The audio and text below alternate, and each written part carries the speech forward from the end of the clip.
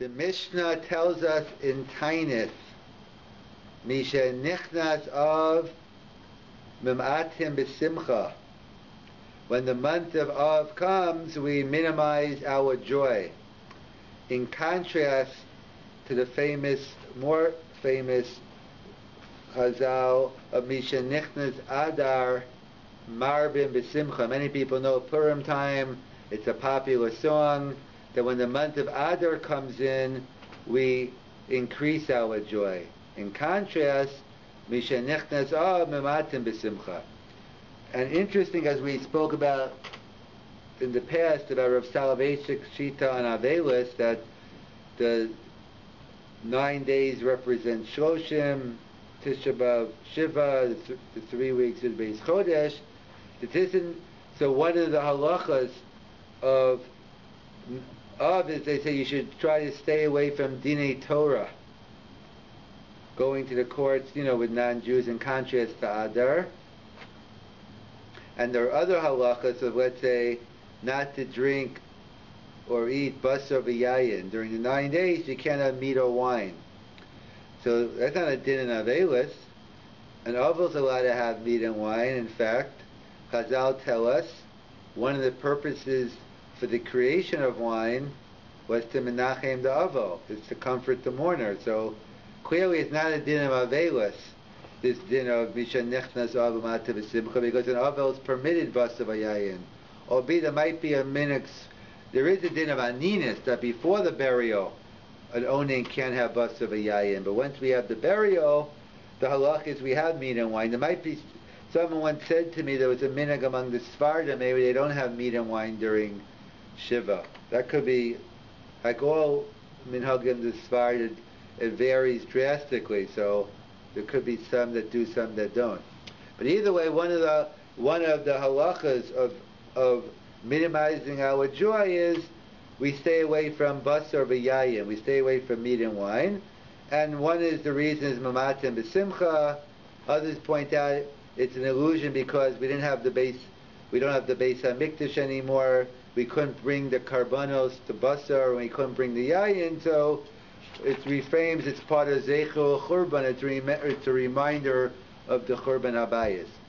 Either way, whatever the different reason behind the Minhag Yamar, and again, some Sfardim only have Shua Shachal Bo, which would be a question this year whether there is a Shua Shachal Bo, which is a separate discussion we'll have to get into next week. That do we say this whole week is a Shua Shachal Bo, or do I say there is no Shua Shachal Bo? And we'll see the nafkaminas, and whatever the nafkaminas are going to be, there's much more room for leniency, even if the same halacha applies. But Shua Shachal Bo is more me'ikar adin haGemara. There's certain rules of certain minhagim versus the 9 days, and other things are just pure minhagim. So there could make a difference in terms of whether it's Shua Shachal Bo or not, whether it would affect the Shabbos before Tisha B'Av as well. And we'll get into when Tisha B'Av falls out on Shabbos, what are the differences between this year and all the other years. But either way, there's a prohibition of having basar v'yayin, which began Rosh Chodesh Av. I think some also have a minhag that maybe on Rosh Chodesh they do have meat and wine, but the classic minhag Ashkenaz is to begin last night, Rosh Chodesh Av. We don't have meat and wine except for Shabbos and other festive activities, making a siyam, other simchas we'll get into, what a milah perhaps, maybe a pidyon ben, is a discussion, whatever warrants enough of a simcha or not. Again, assuming by a milah you have basar anywhere, that's Rav Shechter's shita, that one should have meat at every bris milah, in terms of, I guess it's high when it's 8 o'clock in the morning, but either way, the issue of basar v'yayin. So it's interesting, and then we'll have to get into as well the question of Havdalah, because Kiddush is on Shabbos, but Havdalah happens after Shabbos. So what do we do with Havdalah Motzai Shabbos? And then even a bigger question next week, what do we do with Havdalah period next week? Because Shabbos goes right into Tisha B'Av. So that's a separate share in its own right. So I want to discuss today, focus on we're here Erev Shabbos, and we're all going to have a lot of meat over Shabbos, and it's hard to gauge exactly how much is one is going to eat. And therefore, usually we have leftovers on Shabbos, and many people, the rest of the week, they eat their leftovers. And some would say it's not a 21st century Shiloh. Who eats leftovers anytime? But assuming you eat leftovers, so what about the question this coming Sunday, when it will be the 9 days, perhaps Shvuah Shachalbo? What about eating leftovers from Shabbos? So it's true we say you can't eat basar v'yayin. Does that mean I can't cook new basar? But what about leftovers from Shabbos or leftovers from a siyum? Is that permitted to eat during the 9 days? Why should it be? That's what we'll have to do. There's an interesting chida. We'll see the Birkei Yosef, who raises the interesting shaila. But of course we have to go back a step, and we'll go back to a Gemara in Chulin, on Daf Yud Zayin. The Gemara in Chulin does not talk about leftover meat during the 9 days. It's talking about different type of leftovers. The Gemara talks about, what about leftovers when the Jewish people were traveling in the Midbar, so they had basar. So that's a discussion into Machokas and the Gemara in Chulin, exactly whether you're allowed to eat basar at all unless you were bringing it for the Mishkan. So a discussion in the Gemara, but the one opinion the Gemara says no, that you were permitted to have meat even if you weren't bringing sacrifices. And however, the laws of Shechita, the way we know it, didn't apply fully until we entered the land of Israel. So the laws of Shechita we have today, we didn't have until the Jews entered Eretz Yisrael. What they had was Basar Nechira, as they called it. What exactly Basar Nechira was, it's a discussion whether it means they did some form of Shechita, but not one that would be kosher today. Or some would even go and say is there was no, you could even eat a Basar Nevela. Depends on the discussion how far you took it. But all we have to know is, if we did that type of Basar Nechira today, the meat would be treif. So when the Jews in the Midbar ate basar, they were able to eat it a certain way. But once they entered the land of Israel, the laws of Shechita, as we know it, applied fully. So the question the Gemara has, what about leftover meat they had from the Midbar when they entered the land of Israel? When they entered Eretz Yisrael, were they permitted to eat the leftover basar nechir? Any other new animal they're going to slaughter, they have to go with the laws of Shechita, the new laws of Shechita. But what about the leftover meat that was already slaughtered? Could they eat that? Could they eat the leftovers? That was the Gemara's question. So first the Gemara goes into a discussion over there. What years are we talking about? Are we talking about the first 7 years or the last 7 years? In other words, we know there were 14 years the Jews were involved in Chiluk v'Kibush, in conquering the land, Kibush, and then dividing the land. So the Gemara says, well, Gemara first says, well, it couldn't have been the first. It definitely wasn't a Shiloh the first 7 years, because we all know Kadle de Chazeri, eating mamish treif, was permitted when the Jews were fighting the war. So obviously, if you could eat bacon and ham, then certainly you could eat leftover basar nechira. Then the Gemara says maybe no. Maybe therefore they say we're talking about the last 7 years. How they stored that? That's a good pragmatic question. How would they keep the meat for the next 7 years? Maybe they salted it. Who knows?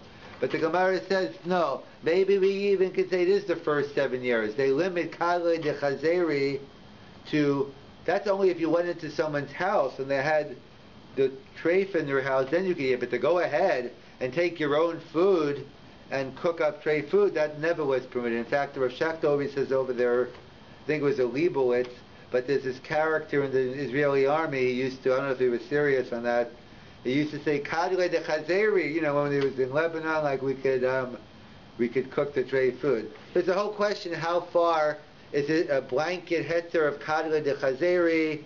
How long does it, does it apply to all the wines also? So that's a machokas Ramban we'll get into another time in terms of how broad, has to do with Eisha Shefas Toar, how broad the dispensation was. But bottom line here, the Gemara goes through whether we're talking about the first 7 years or the last 7 years. But either way, whatever we're talking about, the Gemara asked the question, whether it's the first 7 years or the last 7 years, can I eat the leftover basar nechira from the midbar? The Gemara answers, or doesn't answer, teiku. The Gemara says teiku. And it's classically explained teiku as Tishbi Yitaretz Kushiyas V'abayas. That Eliyahu Tishbi, Eliyahu Navi, is going to come later on and answer the question. When the Mashiach comes, we'll get the answer. A separate shir, why Eliyahu? Why not Moshe? I thought no one knows the Torah like Moshe. Why doesn't Moshe come and tell us separate shir? But Eliyahu Hanavi, he's going to, for whatever the reason, he's the one going to answer the questions. The Brisker Rav wasn't happy with this. He wasn't happy. He doesn't think that's what teiku means. Maybe because maybe he doesn't think Eliyahu is going to be the one, but he thinks it's for kids, Rebbeim and Cheder. They wanted to teach the kids to get ready for the Mashiach, so they just made that up. But really, teiku means tick, from like a suitcase. You put it away, and it will be answered later on. But however you want to learn it, either way, we don't have an answer to the Shiloh. We have to wait to get the answer, which however you want to learn teiku. So the question is, why is the Gemara asking the Shiloh then? Teiku, like, is this a question halacha l'maisa? Like, who cares? Like, it's never something that's going to be nogei again. It's not like something like, okay, when the Beis HaMikdash will be rebuilt, we have to know. Here, we're never going to have Basar Nechira again. Why is the Mefarshim, why is the Gemara telling me these questions? My nafkamina, who cares? Like, what do I have to know this for? It's not something that's going to be nogeya. So Rashi writes over there in Chulin, you're right, it's not halacha l'maisa. However, it's drush v'kibul schar. Like we have we have the Gemara in Sanhedrin. The Gemara talks about different cases that may different opinions whether they ever happened or not. One being a ben sorer umoreh, the 8th parak in Sanhedrin, a rebellious child. There's a certain rebellious child that's put to death. We do have rebellious children today, but not the halachically rebellious child we're talking about, and we don't put our kids to death today. And in fact, it's so rare and it's so hard to happen that there's an opinion the Gemara says it was a hypothetical, it wasn't a real case. So if it's not a real case, why? Drush v'kibul schar, we learn out the principles, we learn out the importance. I think that's what I think the Rabbi used to say when I think during the time before my time, or when I was younger, when you had, maybe it was in the 60s, when you had like people were concerned about people who were closet communists, they're working for the Russians, and there was a case where I think it was a Jew even, that they accused him of being a spy for the Russians. I think he was put to death, and there's a whole discussion about the whole discussion comes up about family loyalty. Like, are you loyal to your family? Are you loyal to us, the government? So, in terms of that, so I think the Rav tied it into that. But in terms of a ben soro morir, so maybe the different lessons you learn that even that you have to give over your own child at different times if he goes against the government or whatever the case may be. So either way, either some say it didn't exist, and we still can learn different lessons of Anhaga, but there's no practical in terms of concrete things, but we can learn lessons. Or anything with the Ir Hanidachas, a city that the majority worship idols, so too we have to destroy the whole city. Some say it never happened either. And Drush v'kibul schar. So that's what Rashi seems to say. It's true, it's not halacha l'maisa, but it's something to learn out from. It reminds me, I think it's a machlokas, the Birkas Shmuel and Rav Soloveitchik on, could you have a chakira without a nafkamina? Could you have like a chakira, you look at two sides of an equation, but don't come up with a nafkamina? So, I think the Birkas Shmuel, I might be mixing I think the Birkas Shmuel says, yes, it's Talmud Torah.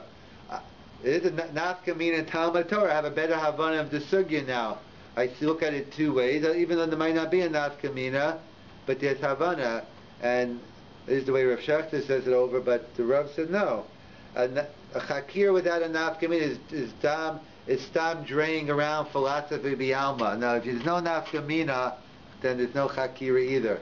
So, because he says people think that Rav Chaim made up chakiras, and then then afterwards he found that he looked for a nafkamina. No, that's not the way it works. That was just the way Rav Chaim, when they wrote the Sefer, he wanted to make it in a way where it was more appealing to people, but not that. That's not the way let's go look it up. So Rav thought if you don't have a nafkamina, then the chakira is not meaningful either. To me, either side you look at it, a nafkamina always makes it's always hard if you have a real subtle chakira. It's very hard to understand the difference unless you have a nafkamina. To me, without a nafkamina, it depends on the chakira. Without a nafkamina, it's very hard to get to, unless you're really into lumdis and you notice the subtle differences. It's hard to really explain a lot of times a chakir if you don't have a nafkamina. So everyone agrees it's good to have a nafkamina, whether it's meaningful without. That seems to be a dispute. Birka Shmuel Rav. I want to say maybe it's not a dispute. Maybe it depends on how subtle the chakira is. Because certain times the chakira I get something out of, even if there's no nafkamina. Other times it's so subtle. If I don't have a nafkamina, I don't really understand the difference. But either way, so that's Rashi. Rashi says even though there's no nafkamina halacha, the Gemara brought it down anyway. Talmud Torah, drush v'kibo schar. However, the Rush writes, what do you mean? Of course there's a nafkamina. The Gemara brought it down because it is halacha l'maisa. Well, where is it halacha l'maisa? We don't have bas and nechira anymore. It's true we don't have bas and nechira anymore, but we have something else. We had a rabbinical prohibition called gvinas akum. That gvinas akum basically is that the ingredients are 100% kosher, but the rabbis made a decree that if a non-Jew is involved in the process of cheese, even if the ingredients aren't kosher, it's not kosher. I don't need gvinas akum, it's not kosher. But if the ingredients are kosher, and then it's the same thing they made with yayin, you can have kosher wine, but if it's not made under Jewish supervision, they made a rabbinical prohibition, you can't drink it. So gvinas akum, that is certain cheese you have to have in the rabbinic. So the Rush writes like this, I'll make up the dates. Let's say the rabbi said on Rosh Chodesh Av, we're making the decree that from now on you can't have gvinas akum, you only can have gvinas Yisrael, whatever the parameters, whatever that means exactly. The details of what's gvinas akum, what's gvinas Yisrael. Whatever it is, they made the decree, that's it. So the question is, the Rush asks, what happened if you had leftover, you had one of those 5-pound hadar or millet cheese, whatever cheese it is, and you didn't finish it all, and now they made the decree gvinas akum. Could I eat the leftover cheese I had before the rabbinic decree of gvinas akum? That's the Rush's shaila. So the Rush refers this back to our Gemara in Chulin. So what did the Gemara in Chulin say? The Gemara had said teiko. In other words, it's an ibai v'lipshita. We couldn't answer the question. In other words, the Gemara left it in doubt. So the Rush says, so we have klolim l'halacha. We all familiar with the famous klal. Safek daraisa l'chumra, safek darabanan l'kula. A doubt regarding a biblical law was strict on. A doubt regarding a rabbinic law we're lenient on. So when it comes to the case of basa nechira, we're dealing with the din daraisa. So safek daraisa l'chumra, you can't eat from the leftover basa nechira. But gvinas akum is only a din darabanan. So safek darabanan l'kula, one can eat the leftover cheese of the gvinas akum during that time period. So that's the Rush. Comes along the Chidah, the Birkas Joseph, and takes it to the next step. He says, what about leftover meat from Shabbos or from a Siyam during the 9 days? He says, well, if the Rush says that gvinas akum, which is a din d'Rabbanan, is mutter, so meat during the 9 days is only a minig, and perhaps gets into shua shacholbos, even if you want to say it's a minig midina in the Gemara, so it's no stronger than gvinas akum.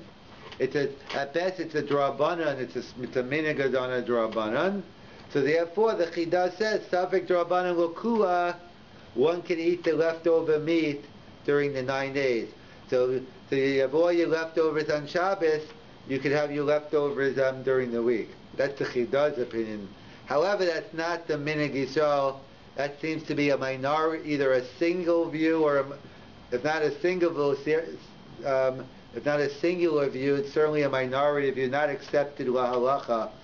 Why don't we accept the Chidah? He seems to have a rush. Why don't we like it up his Sfarah? So there are many difficulties with the Chidah, but the one I'll deal with right now is, you could say there's a major distinction between the cases of Basa Nechira, the cases of Gvinas Akum, where he's comparing it to, versus our case. So the case of, but let's assume one major difference is, when it comes to Gvinas Akum, that's it, they made the decree, that's it. Once, you can no longer eat this type of cheese ever again, unless of course another basin comes along and annuls it. But barring any other change in the future, basically this gvina that was once kosher can never be eaten again. However, when it comes to the 9 days, after 9 days, this meat's going to be becoming permitted. It could be during those days, maybe it couldn't keep it 9 days, but bottom line, there's nothing like we have a discussion, chametz on Pesach. Is that a davar sheyeshchel matirin or not? That's a discussion because it's something going to become permitted after Pesach. And there's a big difference, if something's a davar sheyeshchel matirin, so there's no din of bittul. And in general, when we go by rov, we say, why rely on rov if you can mavarir? So basically, what the svara, the obvious svara seems to be, when it comes to the Gvinas Akum and the Basa Nechira, those were cases that's it. It's not a matter of waiting. You could wait 2 weeks, 2 years, nothing's going to change. So by Basa Nechira, it's, subject to Raisa Chumra, so we're going to be Machmir. By Gvinas Akum, the rush was Meiko, and the Chidah applies it to 9 days, but we don't apply it to the 9 days because put it away in your freezer and save it for next Shabbos, or save it for the siyum you're going to have. So therefore, we don't accept the Chidah. However, we don't accept the Chidah, but let's say one who has to eat meat for medical purposes. So one who has to eat meat for medical purposes, so then you might as well eat the leftover. If you have leftovers, then you might as well, I'm just saying, you might as well rely on the Chidah then, instead, if you don't have to make new meat, then at least you have the Chidah who says anyway you could eat it. So you have that plus medical purposes, then it's okay. And if not, and if all things being equal, it's better to eat leftover chicken. Chicken, even though chicken's not meat minator, but we treat chicken as meat during the 9 days. So it's better to have chicken than meat, because Me'ikar Din HaGemara, the takana was only on real basar and real meat, like ribs and steak, but not chicken. So again, the Minig Yisrael during the 9 days is not to have any basar v'yayin during the 9 days, meat or chicken. Again, on Shabbos, certainly you have, and even next week, even on Tisha B'Av Shechol B'Shabbos, even on Shalashis, it's Shabbos, it's okay, we'll see even to have, if you want to have chicken or meat in terms of that. But in terms of during the week, if it's a simcha that warrants eating meat or having a siyum, how far the siyum goes, whatever the siyum is, so then there's room to have meat. I'm saying once somebody who's going to have meat because of health issues, then if you have leftovers, you just have an added smach of the Chidah, who writes to have, you can even have leftovers. It says you can have leftovers during the night. It was an interesting Chidah. I just like it more in terms of lumdis, or I don't like it, but interesting sikko. But halacha maisa, we don't follow this Chidah, and we do not eat leftovers as well during the 9 days. Misha nichnas of mimatim b'simcha. The Mishnah tells us in Tainis, when Rosh Chodesh Av begins, we begin to diminish our joy, our simcha. In contrast to the famous saying of Chazal, Misha nichnas Adar marbim b'simcha. When the month of Adar comes, the month of Purim, we increase our joy, and if you could, assuming you could help it, that's the time to have a din Torah with the non-Jew during Adar. They say you should try to stay away from trials and all that during the month of Av. So that's the Mishnah, and we know there are different stages. We began with the 3 weeks, and now we're beginning the 9 days, or we have begun the 9 days. And then this year actually it's a separate issue. There's a question of Shvua Shachalbo. Shvua Shachalbo is the week in which Tisha B'Av occurs. So in certain ways that's even stricter than the 9 days. There's an interesting question in the commentators, what about this year? Do we have a Shvua Shachalbo? In other words, either we're in Shvua Shachalbo right now as we speak, or we're not going to have one. As we'll get into, it depends on how you view a Tisha B'Av Shenidcha. When the 9th day of Av falls out on Shabbos like this year, everyone agrees you fast on Sunday, which is also a separate discussion. How come? Why don't we fast on Shabbos just like we fast on Yom Kippur? But whatever the whys are in the Lumdis, the bottom line is everyone's in agreement. We don't fast until Sunday. So the question is, how do we view the main day of Tisha B'Av? Does it stay on the 9th day, except that practically speaking, we can't fast on Shabbos, so we push off the fast until Sunday? Or do we say fundamentally the new day of Tisha B'Av this year is the 10th day of Av? So if it still stays the 9th of Av, so then this whole week would be Shvua Shachalbo. If basically it's been switched from the 9th to the 10th, so then there wouldn't be Shvua Shachalbo. That's a discussion in the Mefarshim. So we'll get to some practical differences as well. So there's a question, as we had last night, but we even have a bigger question next Saturday night, in terms of what do we do in terms of Havdalah. So in general there's a question, well, because we know when we make Havdalah, usually we make Havdalah ala yayin. We normally make Havdalah over wine, over Boer Priyagafen. So the question is, what do you do last night when it's the 9 days? So that's a discussion in the Machaber, the Ramah, because the halacha is for Yayin Shel Mitzvah, for mitzvah purposes, one is permitted to have wine. You just can't have wine for recreational purposes. So therefore, the Machaber writes that last I checked, Havdalah is a mitzvah. In fact, according to the Machaber, the Rambam, Havdalah is a mitzvah min HaTorah. That's the machlokas in general, in terms of how do we view Havdalah. Because the Gemara tells us in Brachas Chaf Amid Beis that Kiddush is min HaTorah. The mitzvah of Kiddush is clearly a mitzvah min HaTorah. Everyone agrees. How much of Kiddush is min HaTorah, that's the discussion. But Kiddush is min HaTorah, whether the drinking of the wine is only probably midrabanan, but the actual Kiddush is daraisa. And the Rambam's opinion is, the Rambam equates the mitzvah of Kiddush to the mitzvah of Havdalah. Just like there's a mitzvah to Makadesh, to say words of Shevach, words of praise, Bechnisaso, in its entrance, so too we have a mitzvah in its exit. So basically, Kiddush and Havdalah are bookends. They both have the same purpose, to tell us the uniqueness of Shabbos. So according to Ram, that's a mitzvah min HaTorah. Others learn, no, it is limited to Kiddush, and Havdalah is only D'Rabbanan. But either way, whether it's D'Oraisa or D'Rabbanan, Havdalah is clearly a mitzvah. So that seems to be the psak of the Machaber. It doesn't make a difference. So you make Havdalah even during the 9 days over wine. It's just like you can have a siyam and eat meat. So too, you could have Havdalah and drink wine, because Kiddush and Havdalah are mitzvahs. Others, everyone has to agree Havdalah is a mitzvah. The difference is Havdalah doesn't happen on Shabbos. Havdalah happens after Shabbos.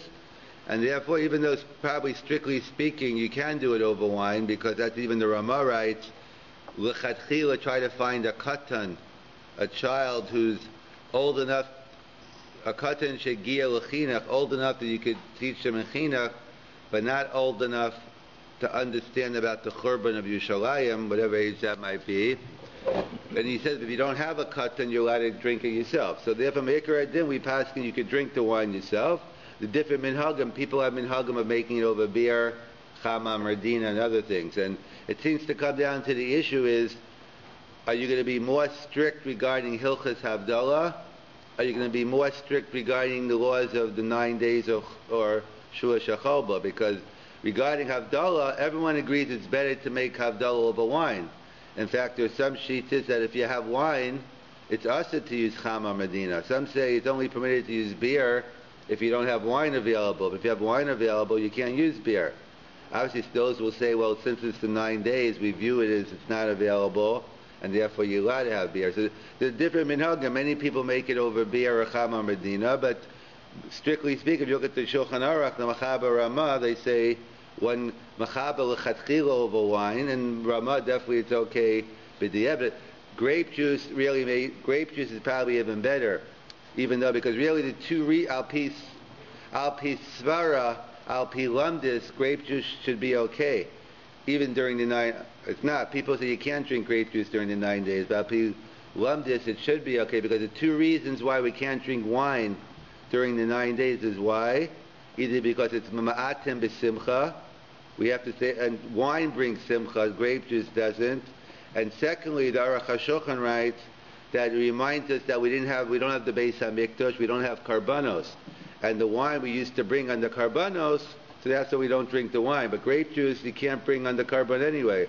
So Apitzvara, grape juice would even make sense during the week. I haven't seen anyone saying you can drink grape juice during the 9 days, but certainly for Havdalah, when there's a mitzvah to make it over wine, so grape juice might be the best choice in terms of covering yourself for Havdalah. It's definitely, we pass to it's good for Kiddush, so it's certainly good for Havdalah. And regarding the issue of the 9 days, grape juice should be less of an issue than wine would be. So either way, that was last week. This week we have a bigger problem. We have the same problem, even though it's true. You might think this year we don't, because this year when we make Havdalah, well, when do we make Havdalah? Because we always make Havdalah Saturday night. Like what's the kasha? Of course we make. So the problem is, when we make Havdalah, it's Tisha B'Av, and Tisha B'Av we can't eat or drink. So what do we do about Havdalah? So the different opinions in the Rishonim. The Ramban sheet, the Nechmanides, no Havdalah this year. No Havdalah Saturday night. What do you mean no Havdalah? Because, well, of course, let me rephrase that. No Havdalah ala Yayin this year. Of course, when you say in the Shmona Esrei, Atachon and Tanu, or if you're at home and say Baruch HaMabdo Ben Kol, that is your Havdalah. But there's no Havdalah ala Yayin. Whereas the Ramban sheet is based on the Gemara in Brachas. The Gemara says originally the original practice was only to make Havdalah in davening. That was it. But when we became wealthy, we became affluent, and that's not even talking about North American affluence. In the Gemara's definition of affluence, they said, okay, let's add now, let's do Havdalah a la coast now that we could afford it.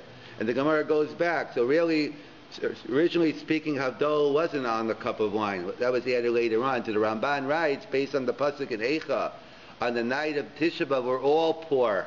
We're all aniyim on the night of Tisha B'Av. So he says we go back to the original institution of Havdalah in not ala kos, and therefore the Ramban writes there is no Havdalah Saturday night. And that's it. That's the we don't paskin that way. If you're worrying, don't get too excited about no Havdalah. But so, he says even though Eish or ends B'samim, neither of those. Right. So either way, so certainly not. Well, B'samim we don't make anyway, and Eish. So that's the question whether Eish, whether that's not really part of Havdalah in terms of Eish. Boremer Eish is something we usually do at the same time as Havdalah, but isn't, so therefore maybe he would agree to the Boremer Eish. But, I have to check the Ramban if he says it's spelled out. But because what we do is, let me just tell you what we do first, if we don't get to the rest of this year. So we make a Borei Ma'orei Eish, that after Shabbos we'll do it over a candle or electric, whatever you make it on. There'll be no Borei Minei B'Samim this year. We only make it Saturday night. We don't want to make it on Tisha B'Av. And Sunday night after Tisha B'Av, we make a Borei Priya Gafen or a Shahakol Ne'evidvo, depending what you're making it on. and hamavdil ben kodesh l'chol. That's our practice. But the Ramban's opinion is that you don't make Havdalah at all. Other shittas in the Rishonim say you make Havdalah Saturday night, but you give it to a katan to drink. So the Gemara asks, what do you mean you give it to a katan to drink? We know the Gemara tells us in Erevin regarding Yom Kippur. The Gemara talks about making a shachiyanu, which we do make. We make a shachiyanu after we say kol nidre. We make it in shul. Some women make it by candlelighting. It's probably better not to, probably because especially if you're going to come to shul afterwards. But either you make a shachiyanu. The Gemara discusses making a shachiyanu over a cup of wine. So the Gemara suggests, how about make a shachiyanu and give it to a katan? The Gemara says, what are you talking about? It's not good chinuch. It's not a good way to bring up your child thinking you drink wine on Yom Kippur. So therefore the Gemara nixes it. So the question is, so according to these Rishonim, why would they say Tisha B'Av? Why would they suggest to do the same thing on Tisha B'Av? The Gemara rejected it by Yom Kippur, and they're familiar with the Gemara. Why would these Rishonim say it's okay for Tisha B'Av? So there's two distinctions between Tisha B'Av and Yom Kippur, at least for our purposes. One is Yom Kippur's daraisa, and it's a chi of kares. It's much more severe to eat or drink on Yom Kippur. That's number one. But for our purposes, probably more importantly, is that if you do it on Yom Kippur, it's going to happen every year. So if you do something all the time, you become ragil b'chak, and you're going to get used to it. But Tisha B'Av shechol b'Shabbos or Tisha B'Av shechol b'Yom Rishon doesn't happen all the time. It's only once in a while. So if it only happens once in a while, they're not concerned that the child's going to grow up thinking that they could drink wine on Tisha B'Av. So these Rishonim say, make Havdalah Saturday night, but give it to your katan to drink, and then everyone's happy. We passing like the other shita that we don't make Havdalah, but the Ramban writes no Havdalah at all. Other Rishonim say you make Havdalah Saturday night, but you don't. You give it to a katan to drink, and we go with no Havdalah Saturday night. We make it Sunday night, which is a chiddush also. There's a discussion in general. How late could you make Havdalah? Let's say you didn't make Havdalah last night. Do I have the whole week to make Havdalah? Like, is there a statute of limitations on how long one can make Havdalah when they miss it? So that's a machlokas in the Gemara in Arvei Psachim. How long could you make Havdalah? So one opinion is you only make Havdalah until today. Until today's sunset, until Shkia today, you have the whole day to make Havdalah. If you missed it last night, you could still everyone agrees you could still make it up now. Other opinion says you have until before Wednesday, you have Tuesday sunset. So that's the way we pass in. Like the diavad, if one couldn't make Havdalah before today, so one can still make it until it comes up. It doesn't usually come up today, but it could come up if, let's say, you don't have wine, so let's say you're not going to get wine until Monday, and assuming there's no Chamar Medina. But it comes up in the case of an onain. What's the case of an onain? An onain is someone lost one of their 7 relatives. They lost one of their loved ones. They lost a parent, brother, sister, and they're in the status before burial. Once you have the burial, an aval is chayiv in mitzvahs. Tefillin is a different story. You don't put on tefillin for the first day of Avelis Yom Rishon. But everything else, an avel is chayiv in. But an onain is pater min ha-mitzvahs. As the Gemara tells us in the beginning of the 3rd parak of Brachas, that he's pater. In fact, it's a machlokes Rashi and Tosfos. Rashi writes he's pater because he's tirda, he's worried about the burial, and his mind's on other things. And Tosfos quotes from the Yerushalmi that it's not kavod ames, that in fact it's the opposite, it's lo legul rush. It's kind of like you're making fun of the guy, like, I could do mitzvahs, you don't. We don't do mitzvahs in front of dead people, like you don't wear your tzitzis out in the cemetery because it's mocking the dead. I could do mitzvahs, you can't. I'm not saying that's what you do, that's what your intention is, but it's the objective reality. We paskin like Tosfos that it's usher for an onain to do mitzvahs. Going to Rashi, if you could work yourself up to concentrate, then why not? But we passed in like Tosfos, the Yerushalmi, that it's usher for an onain to do mitzvahs. So we don't do mitzvahs during the state during the state of Anina. So let's say someone's an Onain Saturday night.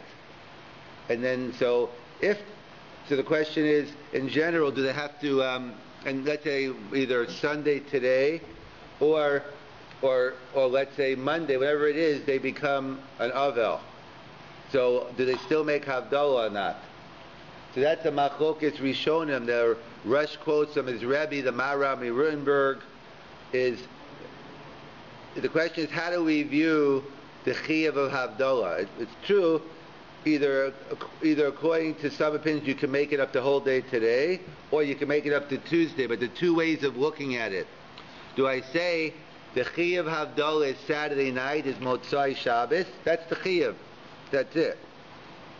If you are Ones, if you are Shogeg, so you couldn't make the Havdalah, so then there's a din of Tashlumin, and then you have a Machlokes, whether Tashlumin is to today or to Tuesday. Or do I say no? The halach of Havdalah is the whole week until Tuesday. It's not l'chatchila. You make Havdalah the first time you can. It's the reason Makdim and Lamitzvah you do it as soon as possible. But really, the chi of Havdalah goes until Tuesday. So the nafkamina is someone who's exempt Saturday night. That seems to be the Ramban Shita, that Havdalah is Saturday night, and therefore, if I'm exempt from Havdalah Saturday night, there is no chi of Tashlumin.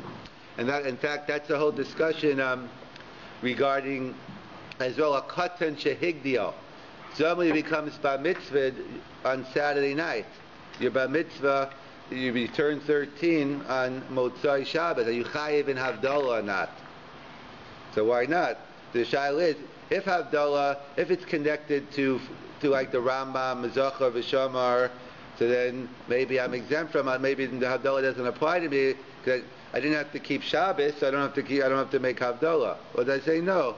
Havdalah extends the whole week, or Havdalah is an independent mitzvah. So that's a discussion regarding cuts, and that's also a discussion regarding the question of this year Saturday night. You have a kasha?